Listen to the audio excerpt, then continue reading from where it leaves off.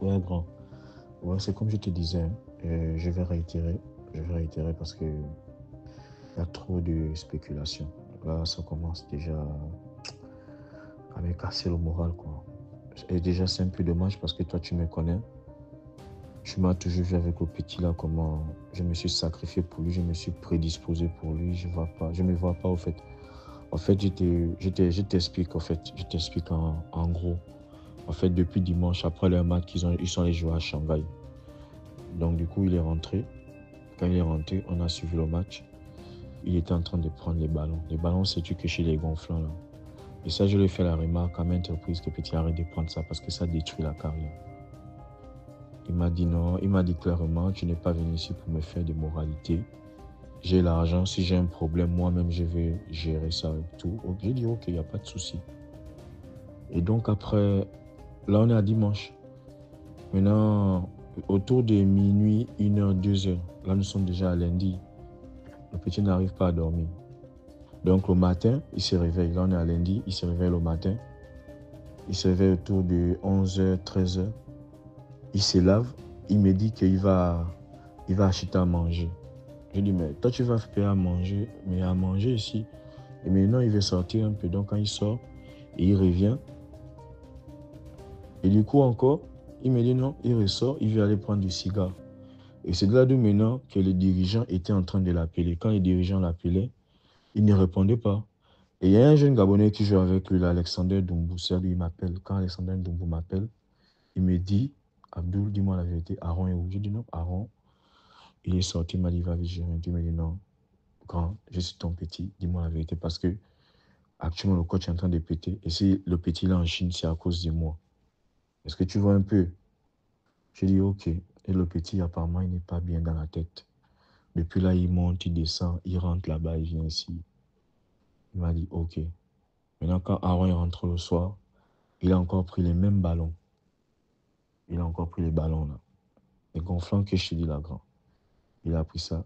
Je lui ai parlé. J'ai dit petit, arrête de prendre ça. Donc après, j'ai dit non, écoute, mieux, tu stoppes, tu vas aller dormir. Demain, c'est un jour. Donc quand j'ai pris, il y avait 2 bonbonnes. Je suis allé cacher ça dans une pièce d'à côté. Et sur le coup, il m'a dit va dormir. Et quand il m'a dit va dormir, je suis en train de dormir. Parce que moi, chaque nuit, je me réveille pour voir s'il se porte bien, tu vois. Je me réveille chaque 1 heure ou 2 heures, je regarde, il est bien, je repars dormir. Mais quand à un moment je sors, je vois il n'est pas dans la chambre. Il n'est pas dans la chambre. Il n'est pas au salon. Il allait s'enfermer à la cuisine parce qu'il savait que si il va prendre ça, je devais l'arracher ça. J'ai réussi à défoncer la porte de la cuisine. Je dis à Aaron, regarde ce que tu as. Regarde dans l'état que tu es en train de te mettre. Regarde un peu dans l'état que tu te mets. Tu joues au foot et déjà, le club là, il y a des clauses qui t'ont imposées, donc tu dois les respecter. Il m'a dit non, c'est bon, je ne prends plus. Il s'est levé. Il avait même déféqué, hein. Il a déféqué même. Je dis bon, c'est mon petit, je l'ai amené dans la douche. J'ai essayé de le nettoyer. Il s'est lavé. Il allait dormir. Maintenant, le lendemain, quand il va au training, ça c'est maintenant le mardi. Là, c'est maintenant le mardi. Il va au training. Quand il arrive au training, je l'accompagne avec le chauffeur. Il va voir les docteurs lui font les massages.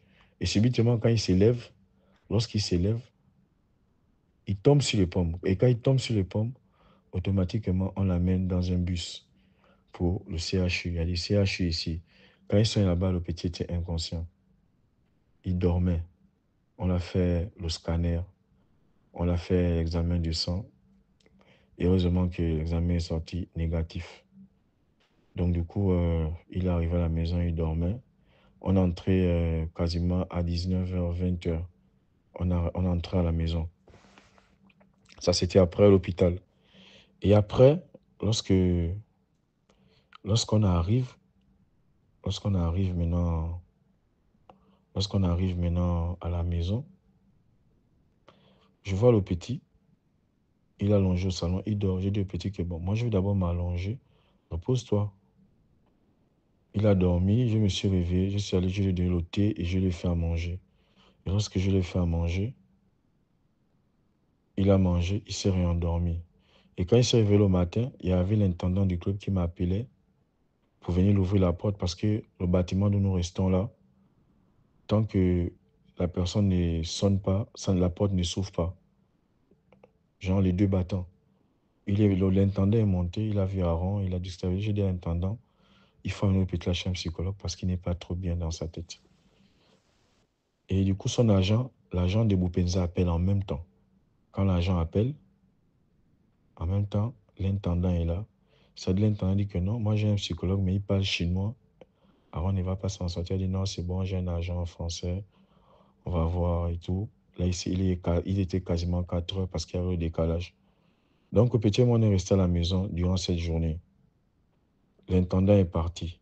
Je vois le petit faire les va-et-vient, mais il m'appelle Abdoul, je veux de l'eau. Je l'amène de l'eau. Abdoul, fais-moi le. Un moment, il me rappelle encore Abdoul, ton parfum où? Je dis c'est là, il se pompe. C'est après que je dis non, le petit là, il n'est pas dans lui. Et à un moment, je vois, il s'élève, il va dans ma chambre. Il va dans ma chambre. Il ferme la porte. Donc, du coup, qu'est-ce qui se passe? J'ai réussi à casser la porte. Il ressort de ma chambre en courant. Je le suis dit, mais Aaron, tu joues à quoi? Il me regarde. Il ne me touche pas. Il ne me touche pas. Je dis non, petit, comme toi. Donc, j'essaie de le retenir. Il essaie de se débattre avec moi. Il ouvre le battant de son balcon. Je dis, tu veux faire quoi? Il me dit non, laisse-moi. Un moment, il veut sauter au balcon pour sauter en bas. Je le tire. Une fois, deux fois, troisième fois, il m'a coudé sérieusement. Et il y avait des voisins en bas qui regardaient. Et subitement, il s'est jeté.